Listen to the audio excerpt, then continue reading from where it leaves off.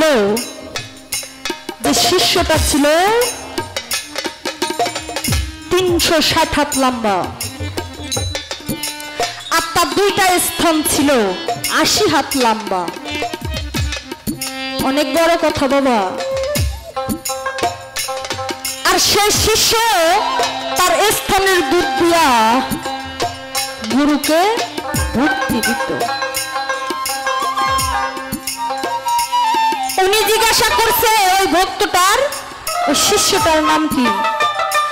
আর সেই শিষ্যটার গর্ভে থেকে এমন একটা সন্তান জন্ম হয়েছে, সে সন্তানটা ছিল অনেক বড় লম্বা বাবা। কইছে শোনেন নাই? এই সন্তানটার নাম কি? আর ওই শিষ্যটার স্বামীর নাম কি? আমারে জিজ্ঞাসা করছে। তবে আগে আমি ওনাকে, এবার যেহেতু উনি উঠে হয়তো বা শেষ করবে, তার কারণ 4টা পার হয়ে গেছে, হয়তো আধা ঘন্টা পর আজান পড়ে যাবে, আমি এবার বেশি সময় নিতে পারবো না। ওনার কাছে আমার জিজ্ঞাস, পৃথিবীতে এমন একজন গুরু ছিল যে গুরু তার এমন একজন শিষ্য ছিল, সে শিষ্য একদিন মারা যায়।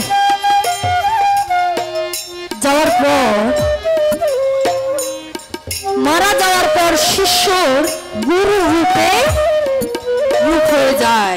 ঠিক তার গুরু যেমন ছিল, তার রং চেহারা যেমন ছিল, শিষ্য ঠিক মরে যাওয়ার পর একই সুরত হয়ে যায়। তো আমি দয়ালের কাছে জানবো এই শিষ্যটাকে আর এই গুরুটাকে। নাম কোরআনে আছে, আপনি সুন্দরভাবে জবাব করবেন। আর এবারে আমি একটা ভাব বিচ্ছেদ গান গাইব। আর এই শিষ্যটা ছিল কে? ওই নারী শিষ্য। এই শিষ্যটার নাম কনেকা বালা।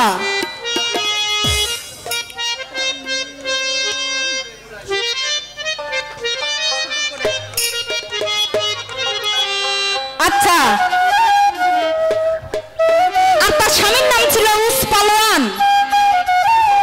আর তার গর্ভে থেকে যে সন্তান জন্ম হয়েছে, সরি ভুল হয়ে গেছে, স্বামীর নাম ছিল হুদ নবী। আর তার গর্ভে থেকে যে সন্তান হয়েছে, এই 10 মাইল লম্বা বাবা বলছে, 10 মাইল লম্বা সে সন্তান। সে সন্তানের নাম হচ্ছে উস পালোয়ান। যাই হোক, সংক্ষেপে জবাব করলাম। আর আমি যা প্রশ্ন করছি সুন্দরভাবে জবাব করবেন, তারপর কোন দিকে যাবে সে রাত্র শেষ। ছোট্ট করে একটা ভাব গান গেয়ে আমি বসে পড়বো।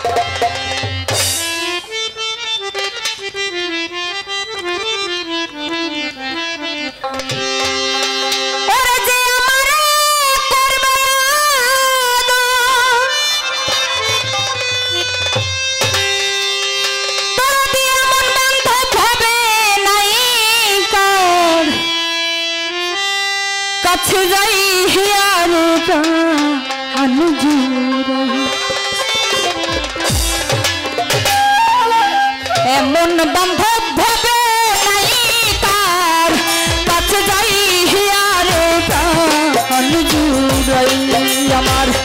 এমন দরদ ভাবে নাই তার, কাছে যাই হিয়ারে প্রাণ জুড়াই।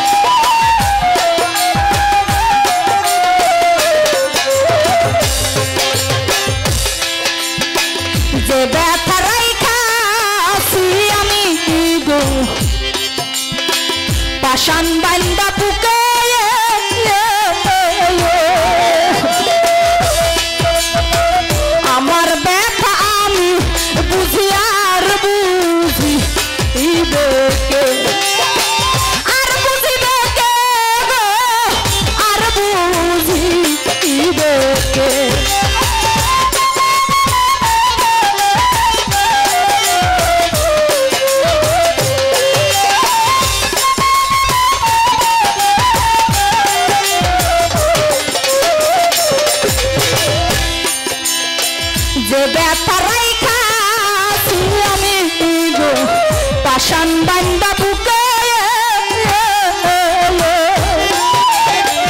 আমার ব্যথা আমি বুঝি আর বুঝি ঘুমাস না পুরা চোখে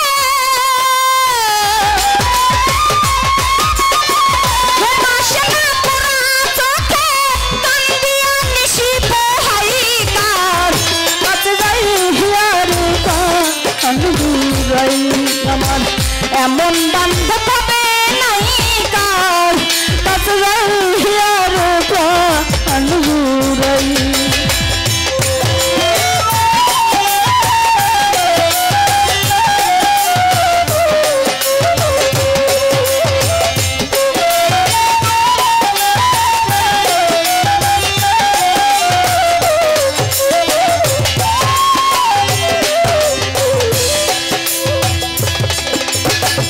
আমার এই দুঃখে অবসরে বদন মিটল না জীবনে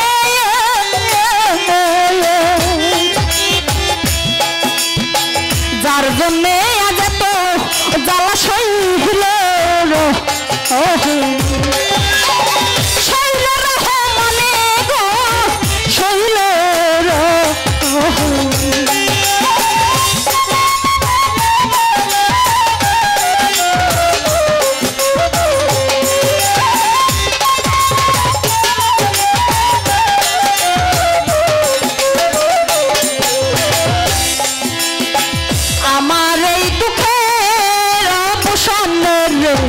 মিটল না জীবনে